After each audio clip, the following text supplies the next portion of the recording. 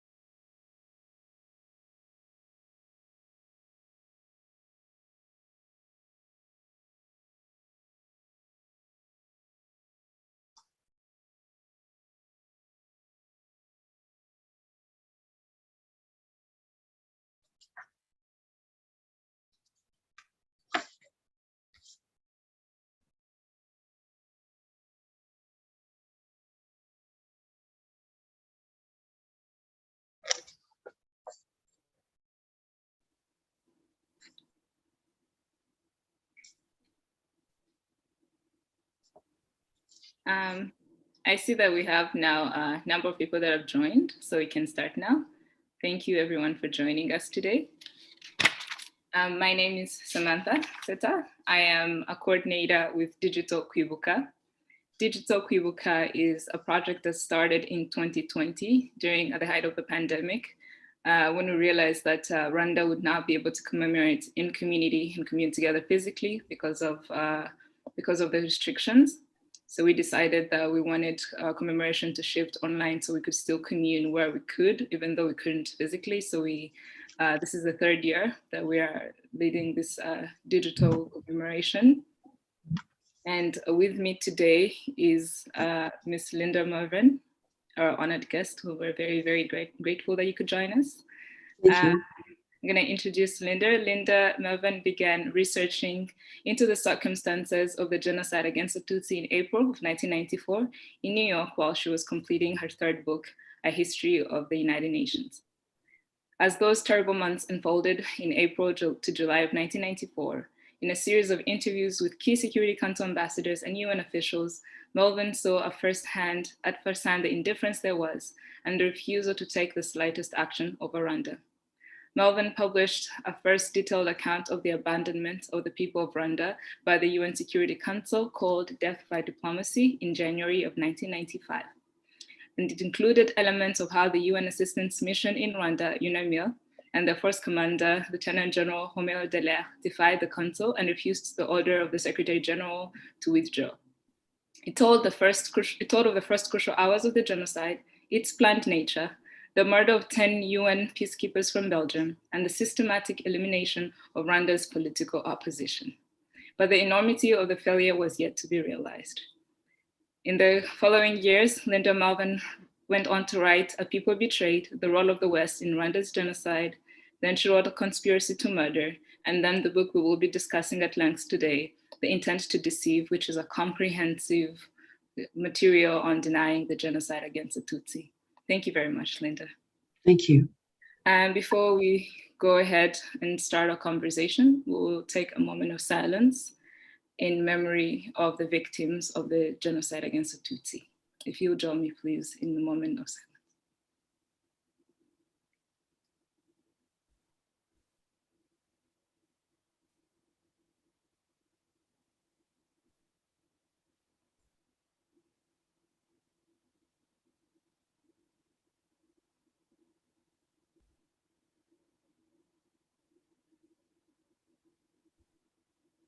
Thank you. Thank you very much. And we'll head on right into our conversation for today. Linda, in 1994, you were in New York writing a book, and meanwhile, the genocide in Rwanda was occurring. What observations did you make that led you to start writing about the genocide against the Tutsi, even though you were in New York for a completely different project? The Security Council of the UN was central to this failure. The Security Council had decided in October 1993 to create a peacekeeping mission for Rwanda called the United Nations Assistance Mission for Rwanda. And in my UN book, I'd closely looked at the role of peacekeeping, which one can argue is humankind's most ambitious endeavor, that troops from international troops go to a country and try to keep the peace. So I came to this through peacekeeping.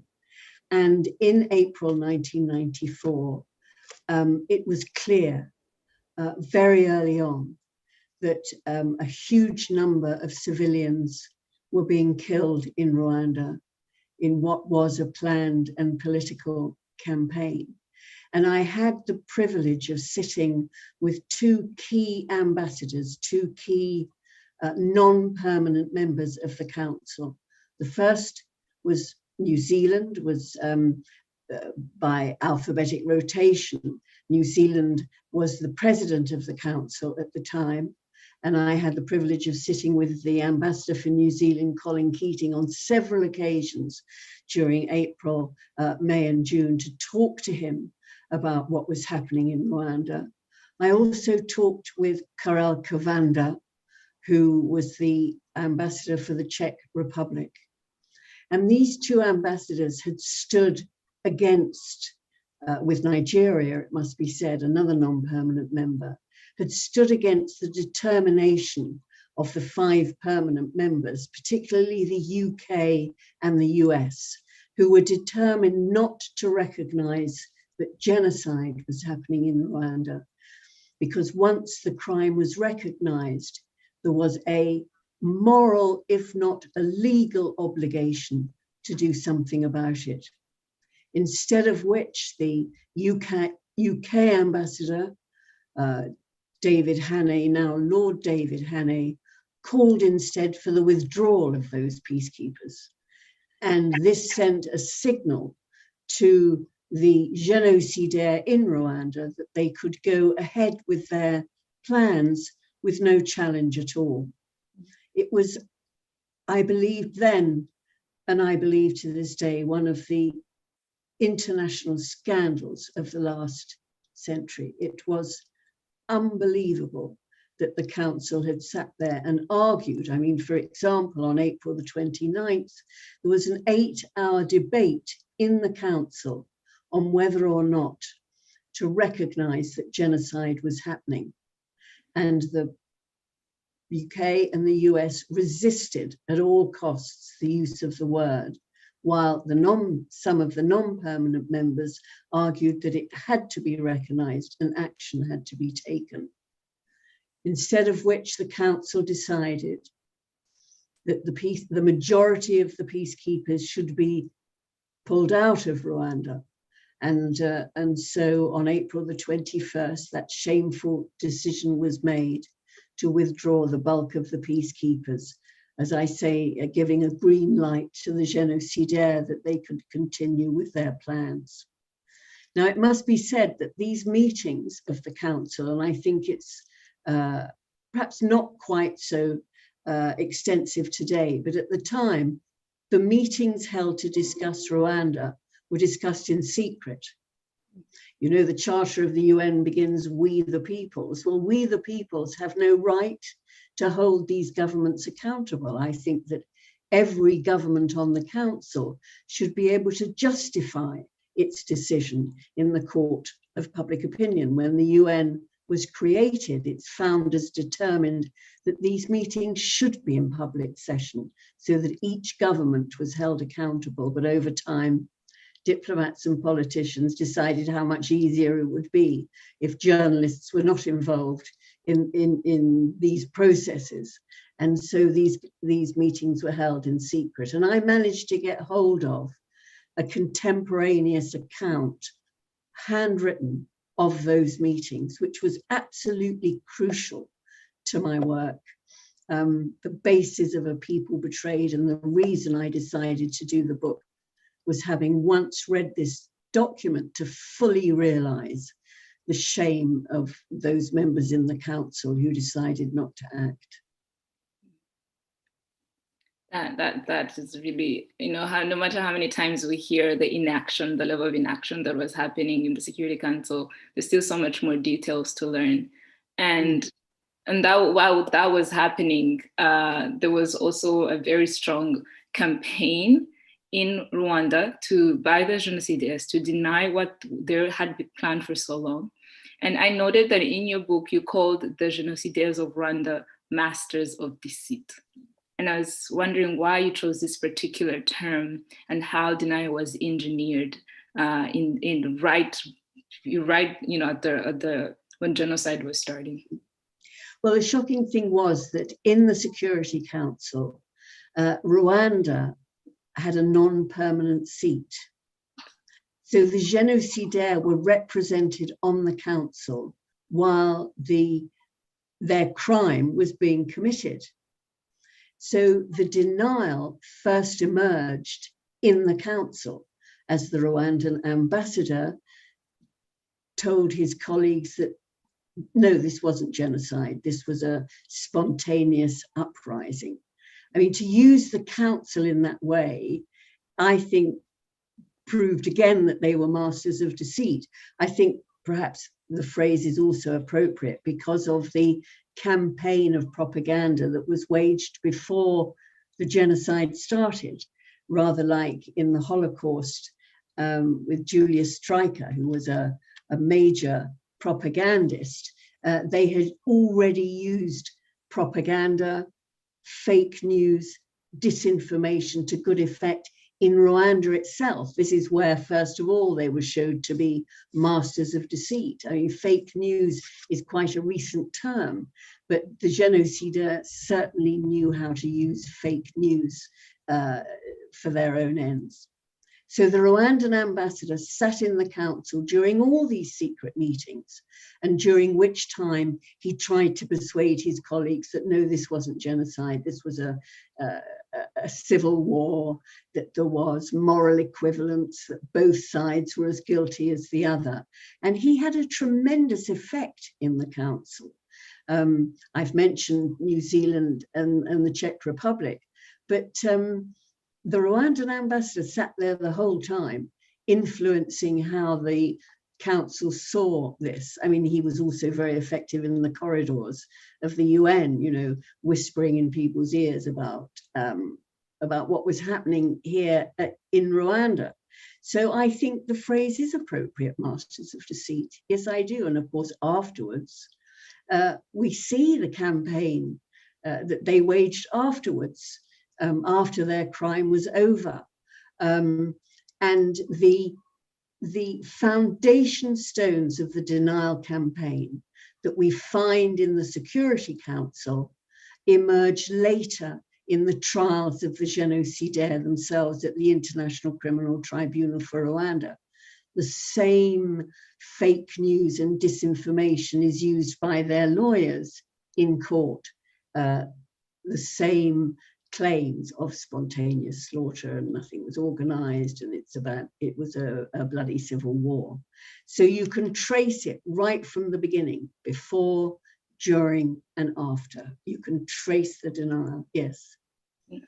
I think I would just actually stay on that point to sort of trace it. Let's map denial before, during, and after, because there's this widely accepted idea that genocide is the last stage of the genocide. But reading your work, I began to get a sense that denial is genocide. At its conception, it's denying people life.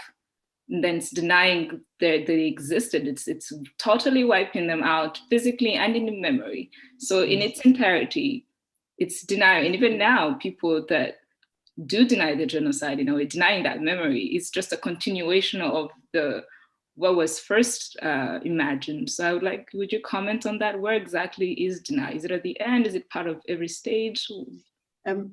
I know Dr. Greg Stanton quite well from Genocide Watch, and it was Dr. Greg Stanton who devised the 10 stages of genocide, which you know. And I've talked to him about this, and I think he agrees now that denial accompanies the crime, that denial is an integral part of the crime itself. And when denial appears after the crime, it is an attempt to destroy truth. It's an attempt to destroy memory, and it causes the greatest offense of all to the survivors. So yes, it is an integral part of the crime. There is absolutely no doubt about that.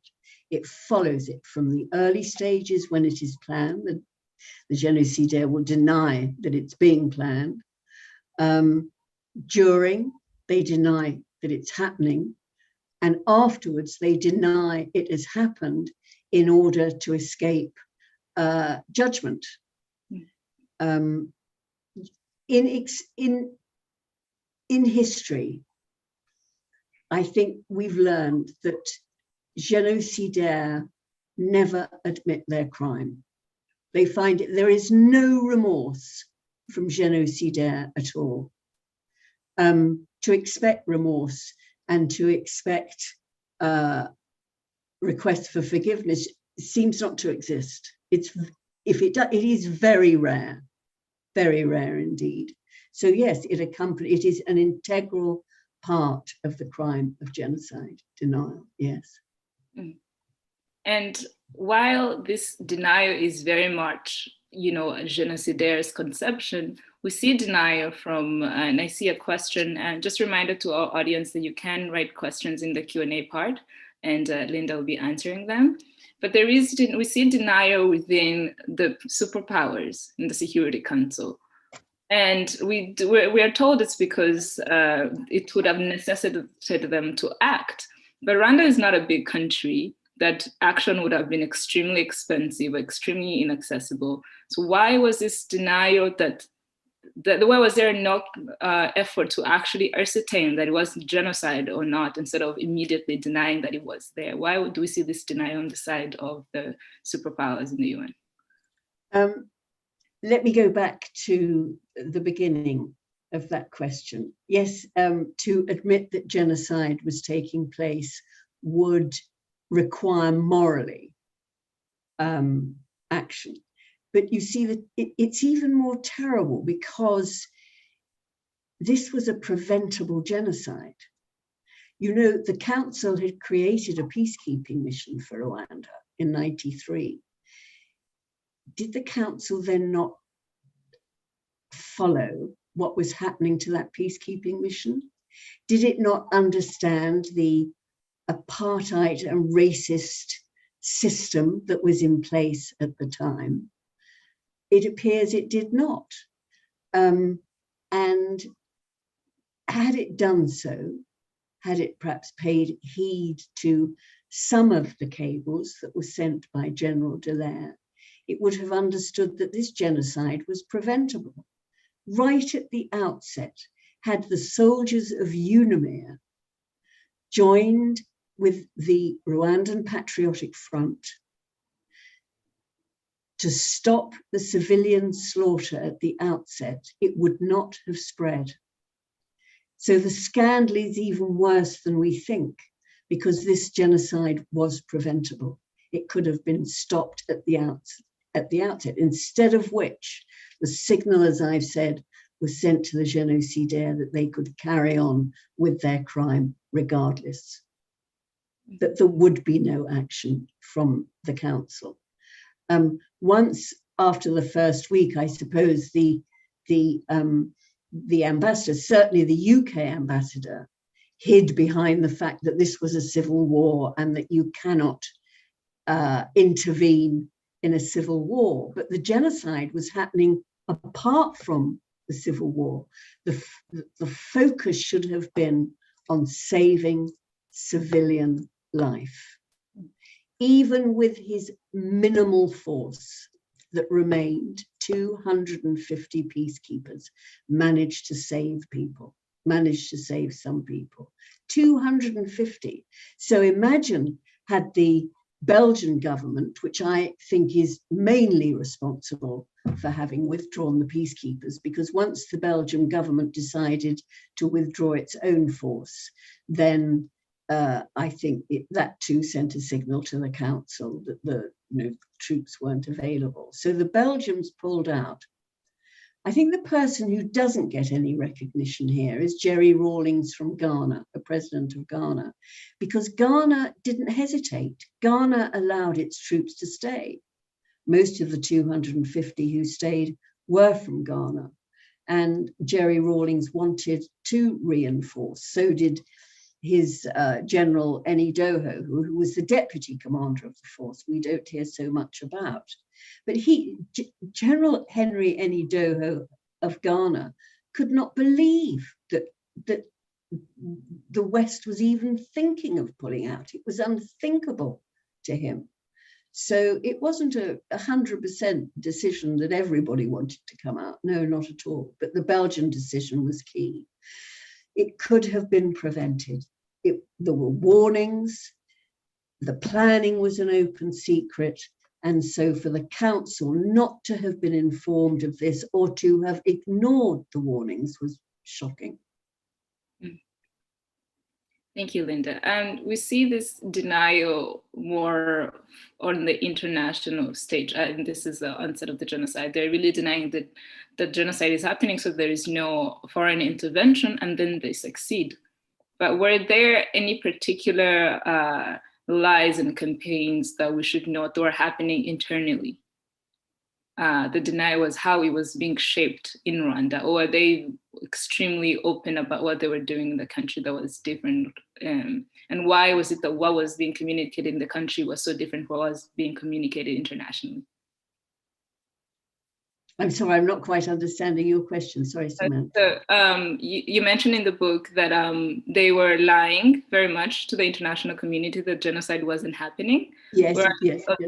Internally, they were using radio waves. They were using all the newspapers to be very clear that what the outcome that needed to happen was extermination.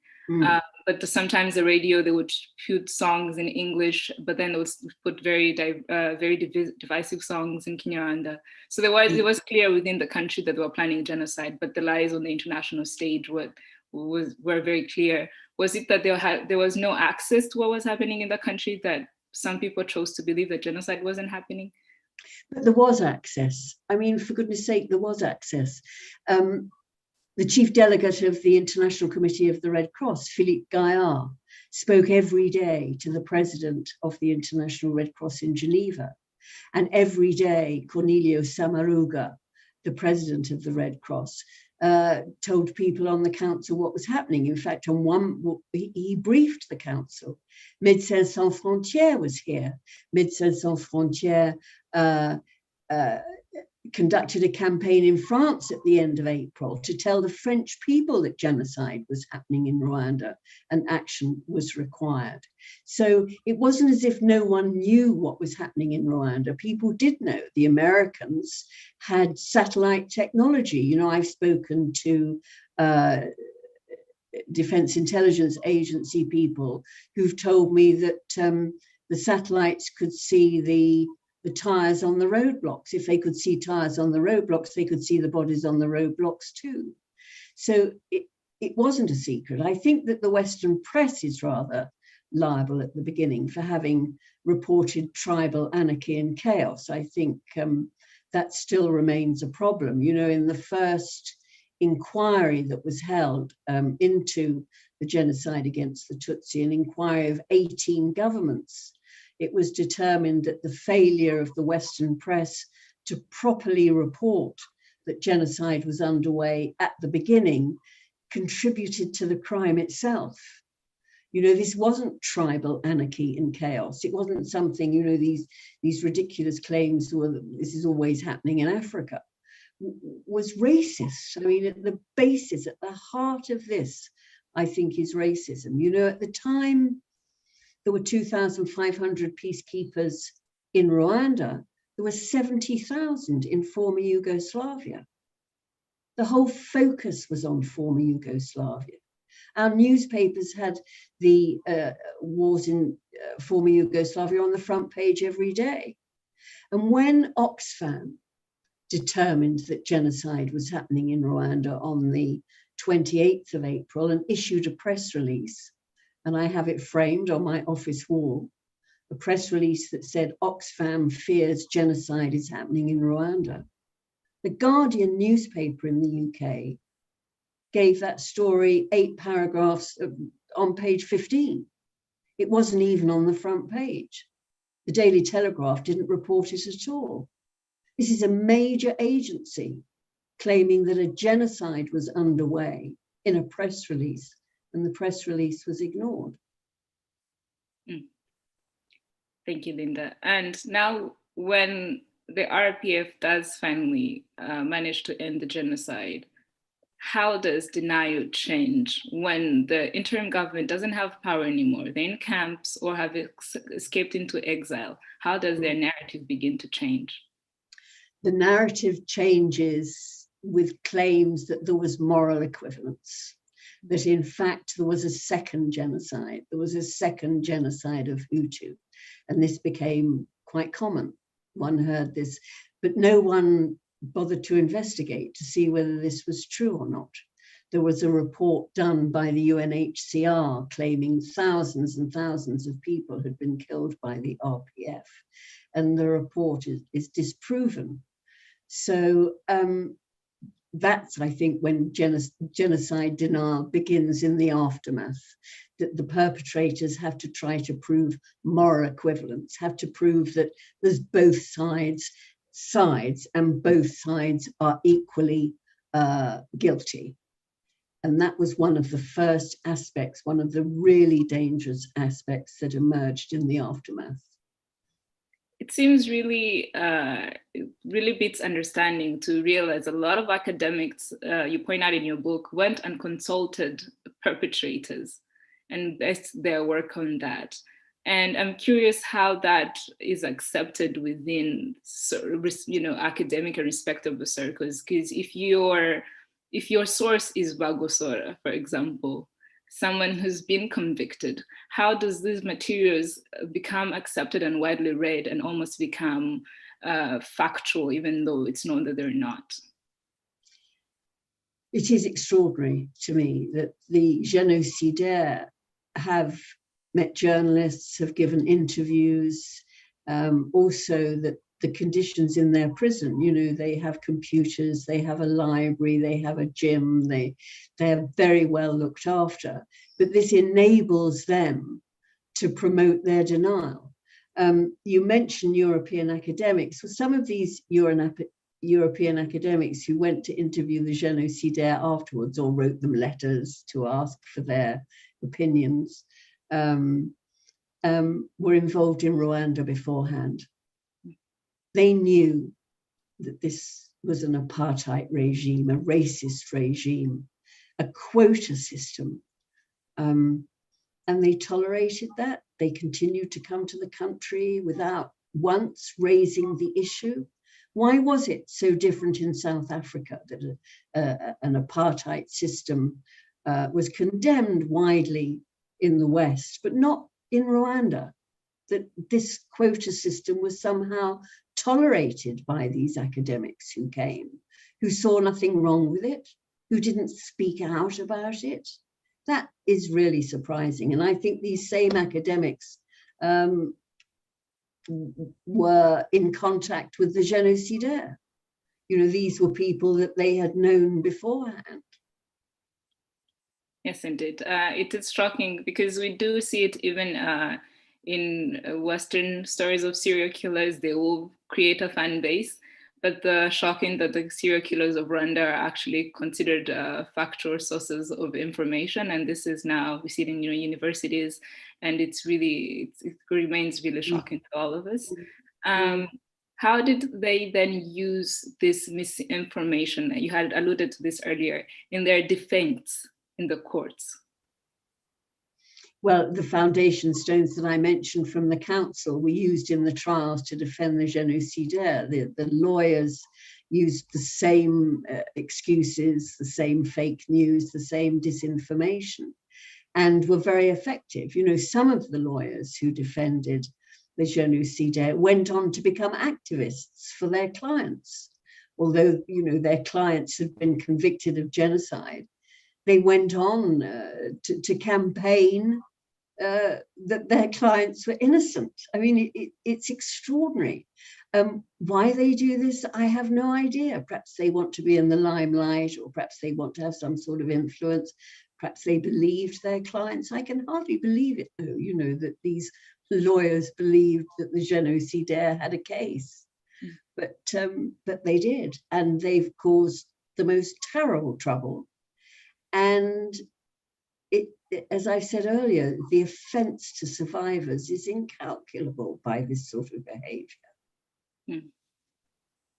And in your book, you also discuss how denial is complex. It's not just about numbers. It goes far beyond that. It goes through, it creates controversy and doubt and confusion. Could you tell us a little more about the sides of denial that people might not immediately get, and how we can start to decode this? Yes. Well, I think, first of all, it's important to realize that deniers very often begin with the phrase, I don't deny there was a genocide, but. There's always a but. You know, I accept, say, the deniers there was a genocide, but the victims brought the catastrophe upon themselves. There was a genocide, but I only believe 200,000 people were killed. There was a genocide, but the planning wasn't quite as you say. It wasn't, you know, it was spontaneous. So there is always a but, you know. And that's difficult for people, you know, to see that someone does accept the genocide of the Tutsi, but there's always a qualification afterwards. So that must be quite problematic for people to understand, I think. And what can people do?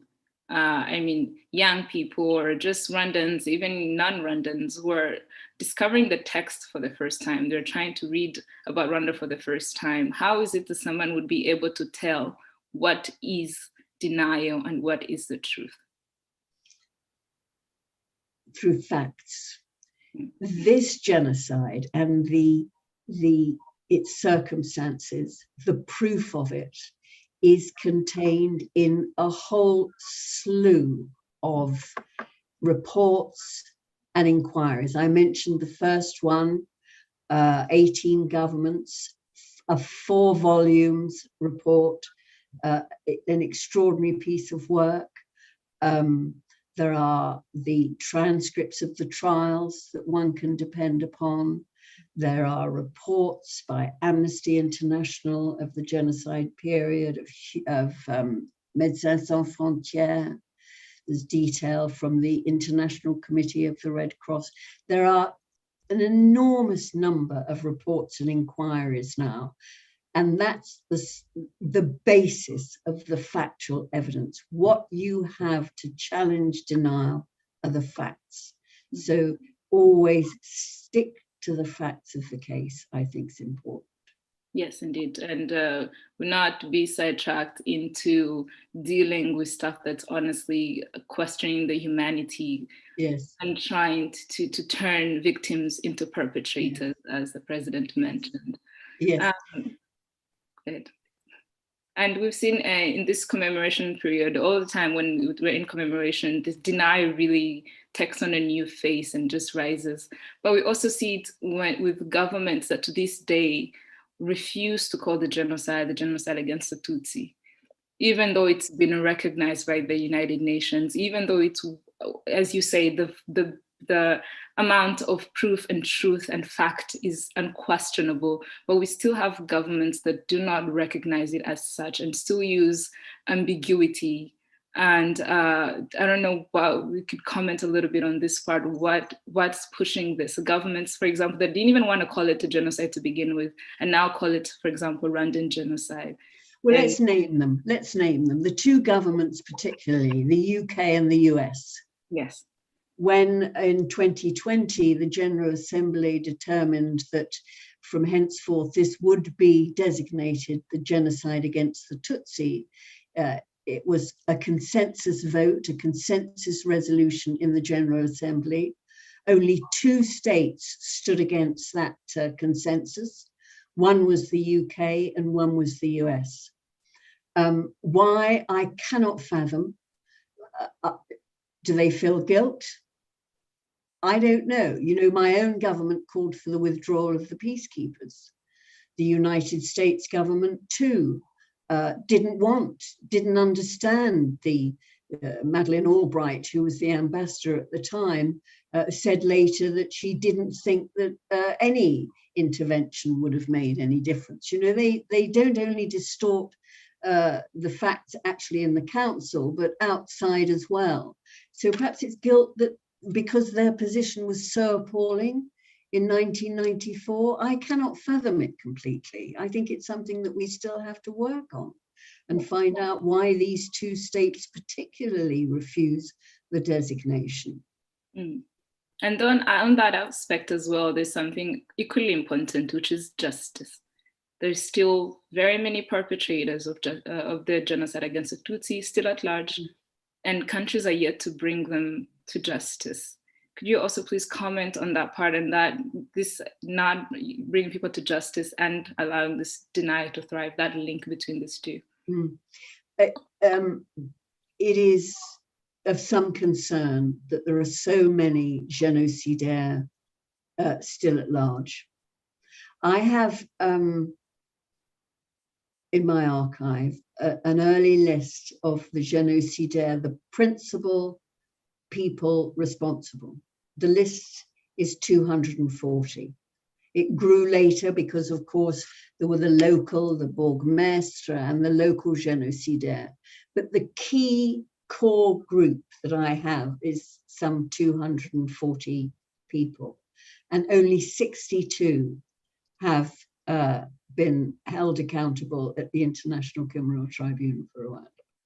It is said that in the UK, we not only have the 5 that we know about, but there are several hundred others.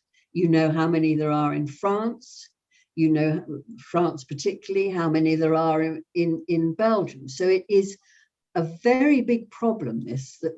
And I think that this contributes to the denial campaign. And why they're not brought to book, who knows? You know, it's very interesting to me that in an extradition hearing in 2008 in the UK, the attempt to try to extradite 5 alleged genocidaires from the UK, that Paul Rusesabagina came to London and gave testimony at Westminster Magistrates Court to try to prevent the extradition of these 5. And the judge in the Magistrates Court determined that he was no more than a proponent of the ideology of Hutu power, and not a word could be trusted. And yet here we are today with most Western newspapers and television stations defending this man.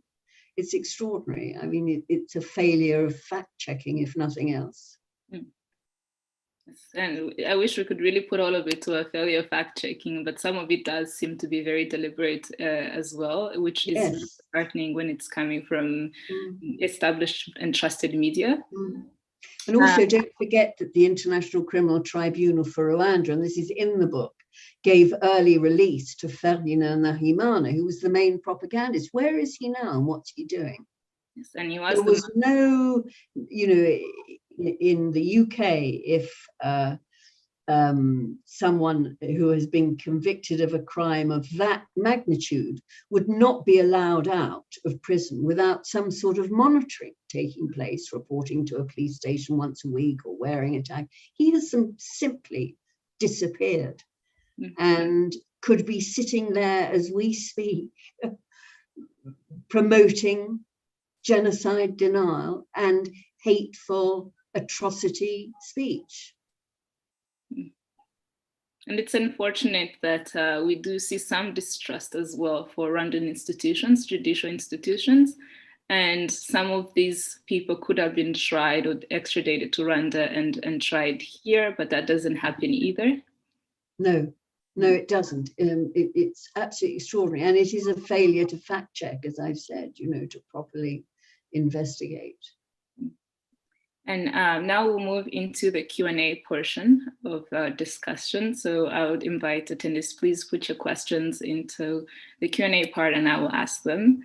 The first question I think you had answered says, do we know the names of the members of the UN who refused to call it a genocide?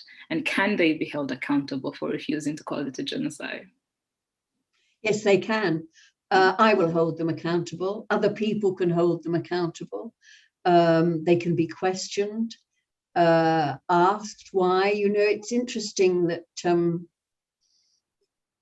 the blame has generally slipped away from those who are most responsible, who took the decisions.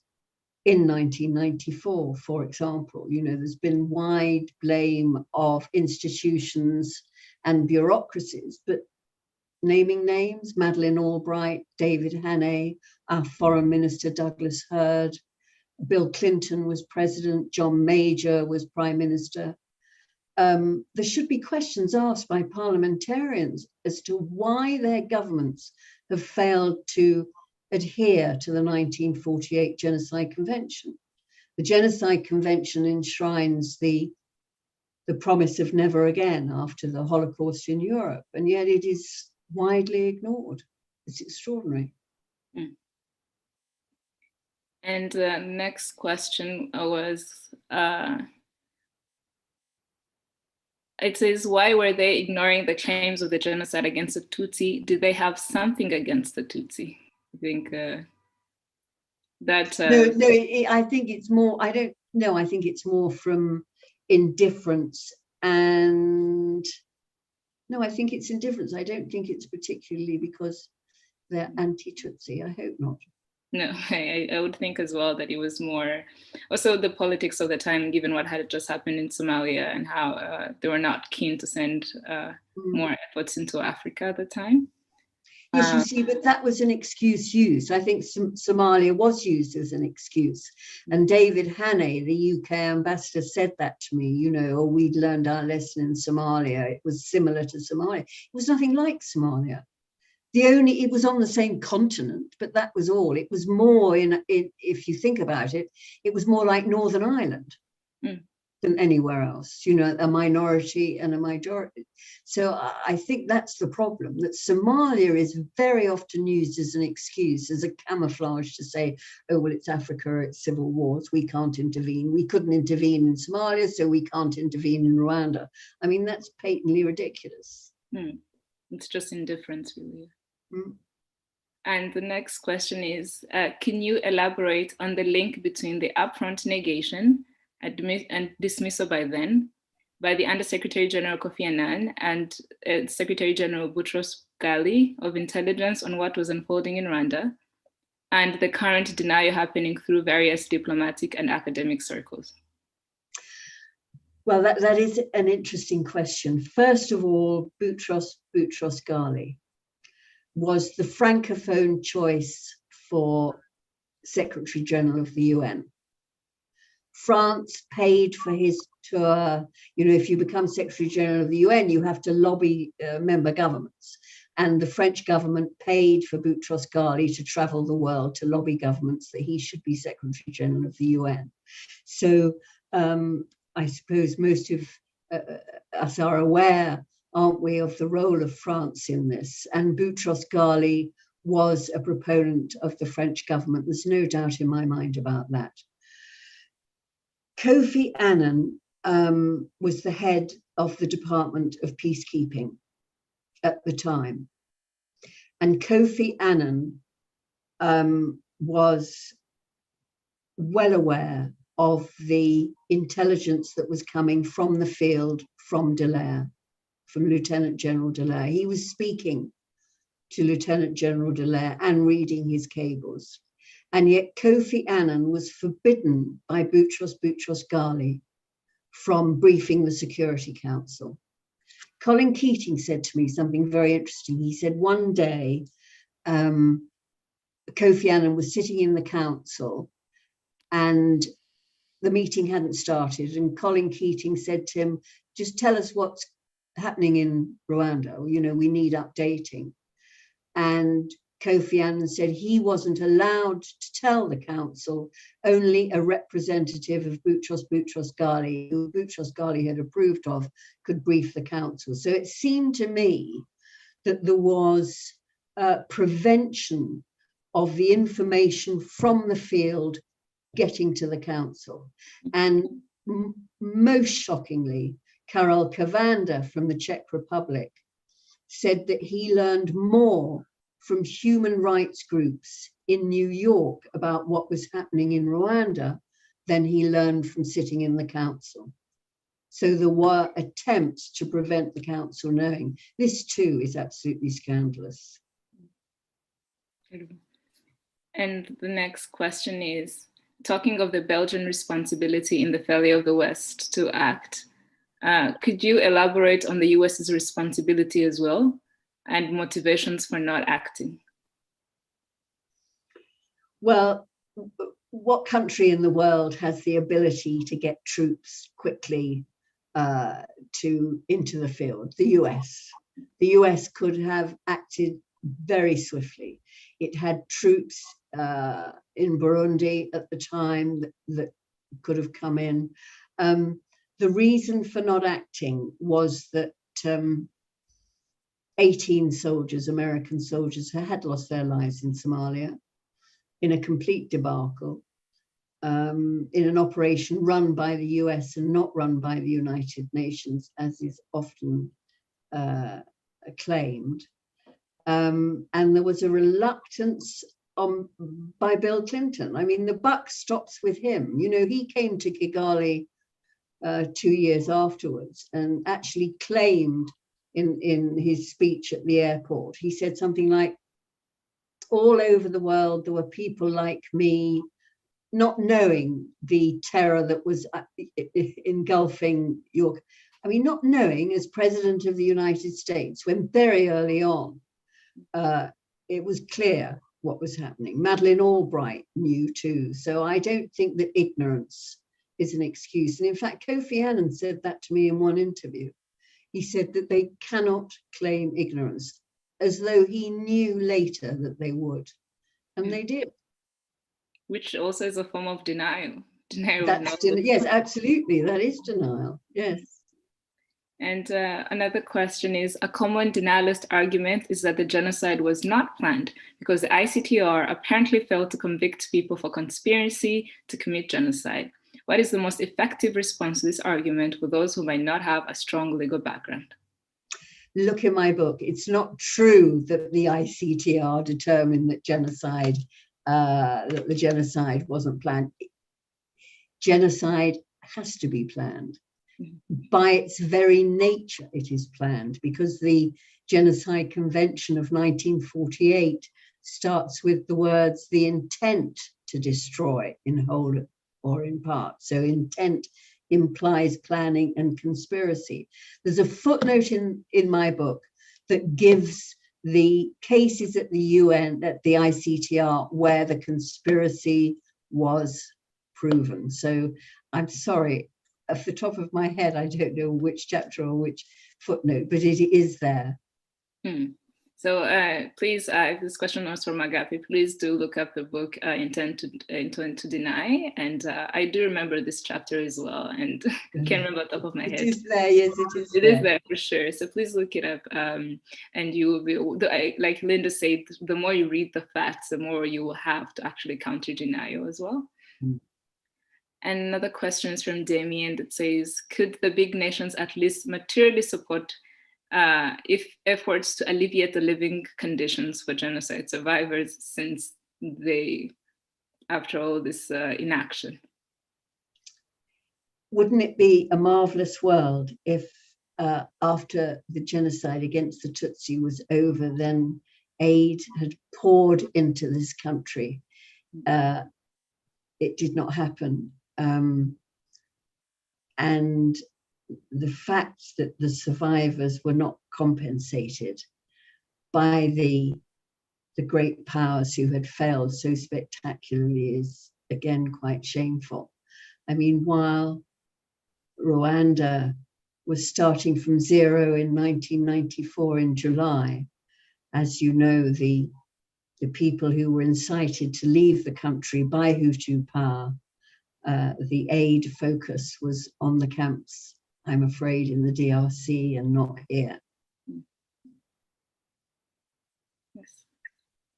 And I think I'm seeing also more comments bump out. I'll share them for your comment as well, Linda. There's one that says, for every genocide that's happened, denial continues to take place. But it seems denial of the genocide against the Tutsi is more or less tolerated and actively given a platform, as opposed to, for example, the Holocaust. Why is that?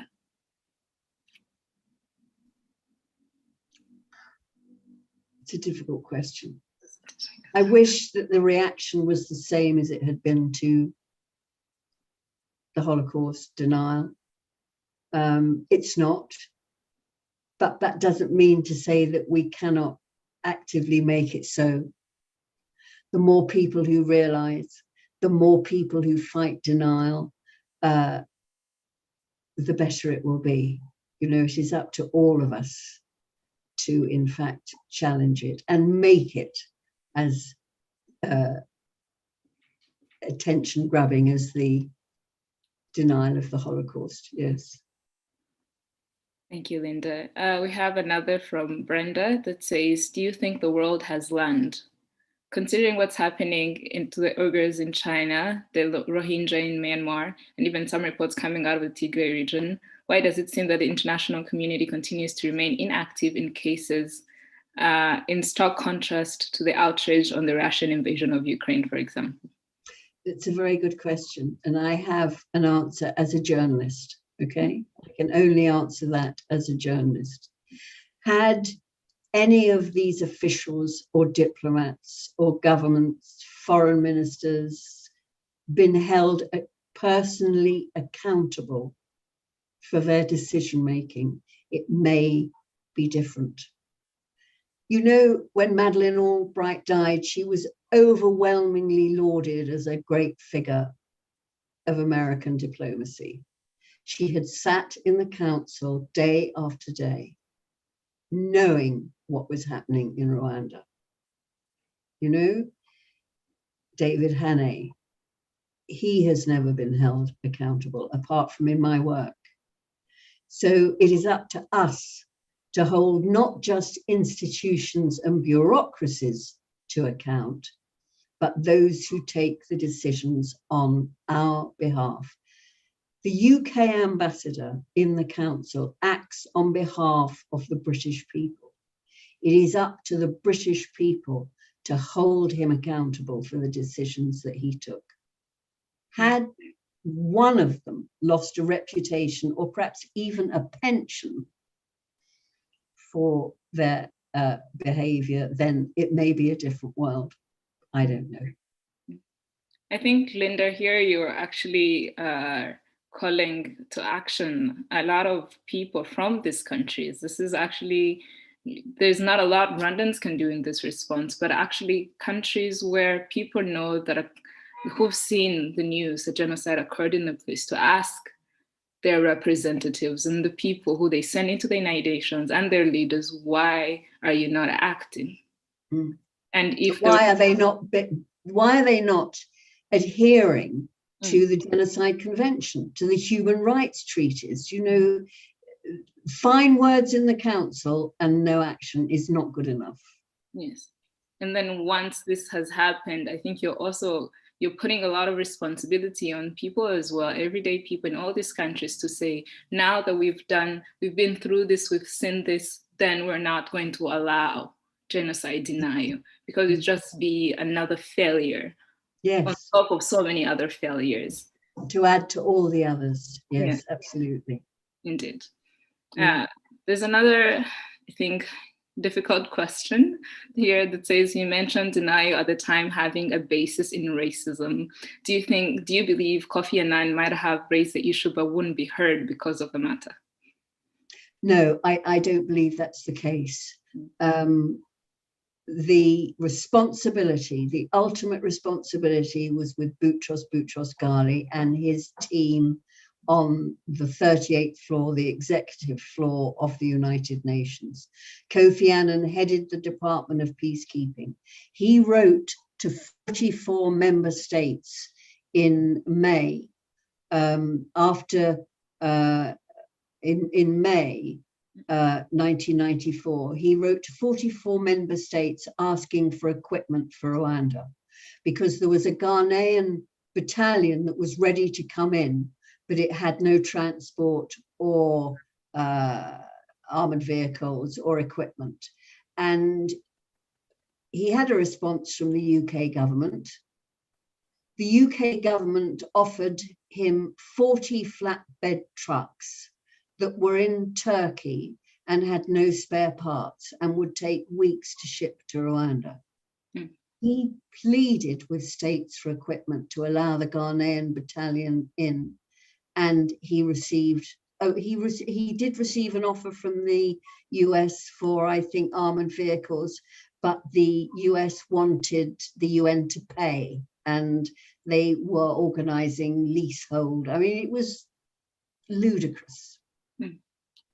And we know now, we've seen enough of this to know that prevention is definitely cheaper than. Absolutely. Oh, yes. I do remember correctly, the figure you mentioned would have been $8,000, which compared to what reconstruction has taken, is incomparable, and would have been able to save so many lives. And I think there's a comment here as well that says, I think, speaking of Clinton's ignorant argument, to point out that smack in the middle of the genocide, Clinton in public said the US wasn't intervening in Rwanda since we were of no strategic interest. That he said that the previous month, which also I think answers the question we'd asked if we thought that these countries were against Tutsis, or if it's just that Rwanda was of no strategic value. The US is a signatory to the UN Charter. The US is a signatory to the Genocide Convention, to all the human rights treaties. So it signs and doesn't keep its word. Questions what the importance of these charters if they're not going to be enforced. Exactly, yes. There's an appreciation here from Richard. He says, thank you so much for emphasizing that self-reliance can only save us. Just by attitude of international community during the genocide against the Tutsi and in the aftermath, and currently by harboring known fugitives, it comes out crystal clear that there is really no interest. I think, I don't know, but judging from what, of course, people like Linda you've been doing incredible work. You've seen incredible work from other grassroots organizations, people who've devoted their lives to hunting genocide perpetrators. So there is people that try to help, but also we're really trying to push this forward so that it changes on the diplomatic and national level, so that people can actually follow the conventions and articles they've signed, as Linda mentioned. Yes, I think we've been through most of the questions. And Linda, I don't know if you have any last thoughts that you would share with us. We're done with the hour of our discussion, and I want to check if you have any last comments. I think that it's the offence to survivors that we should remember during the commemoration period. That denial causes them the most terrible harm. It destroys, as I say, their truth and their memories, and it cannot be allowed to stand. And for that reason, I think we should fight it as much as we possibly can. Thank you. Thank you, Linda. And once again, I'm going to encourage everyone to read Linda's book, Intent to Deceive. It's extremely comprehensive. It covers a lot more than we've been able to cover in this hour. And it will give you the knowledge, and most importantly, it will give you the language you need to be able to communicate what genocide denial is, what it looked like during the planning of the genocide, during the extermination of the Tutsi, and in the aftermath, and what it looks like today. So we can be able to name it, we can be able to show it, and we can be able to counter it. And on behalf of Digital Kwibuka, and on my own behalf, and also so many young Rwandans who are growing up now who will have your work to read from, I thank you so very much for committing your life to this work. Murakoze Chane. For asking me. Murakoze Chane. And I would like to thank everyone that's followed us for the last hour. We're very grateful for your time, and have a good evening, everybody. Thank you. Thank you. Thank you.